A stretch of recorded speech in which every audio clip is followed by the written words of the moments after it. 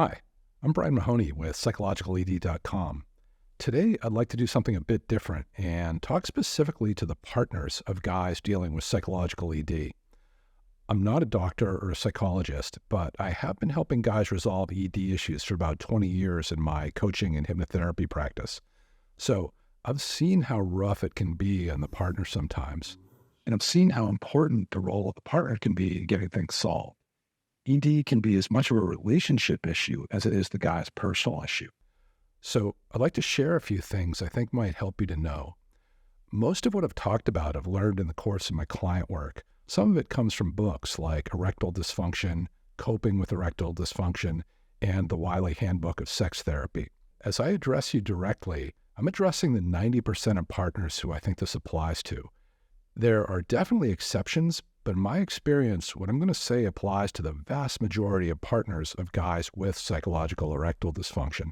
The absolute number one thing I'd say is this: it's not because he isn't attracted to you.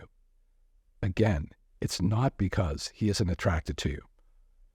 Over and over again, I've seen situations where the partner feels like the ED is their fault for not being attractive enough.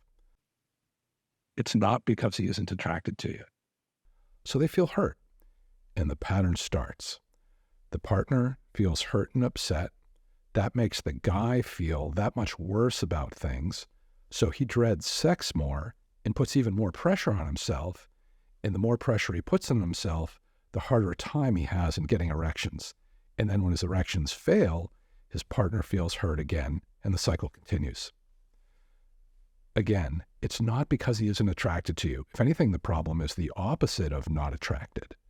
If he wasn't so into you, he'd probably be less worried about it. And if he was less worried about it, he probably wouldn't be having any problems with his erections. Believe me, I've seen this with clients.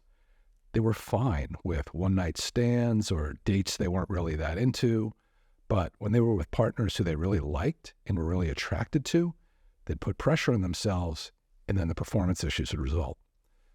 So if you take nothing else from this video, please take this. He is attracted to you. You're fine. The more you can fully take this in, the more you can really absorb this, the more okay you can be if he's having a hard time.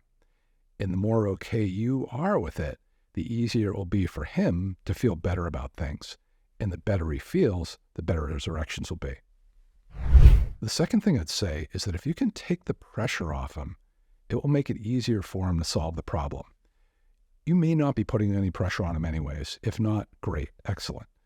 But if you are, well, I don't see it too often, but the partners of some guys I've worked with have had the expectation that their guys are supposed to perform like porn stars. The macho stereotype of the guy who's always horny, always ready to go, who doesn't need any foreplay or care. I had a client one time whose partner would strip, lie in the bed, and say, "Fuck me." She expected him to instantly get hard, and she got mad when he didn't.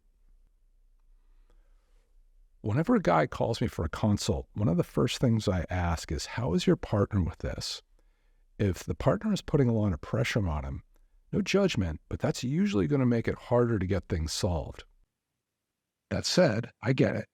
I had one client who had a problem for 20 or 25 years before his wife finally got frustrated enough to pressure him into taking action and getting some help. Once he called me, it turned out to be a fairly straightforward thing to resolve. It just took him 20 or 25 years to reach out for help.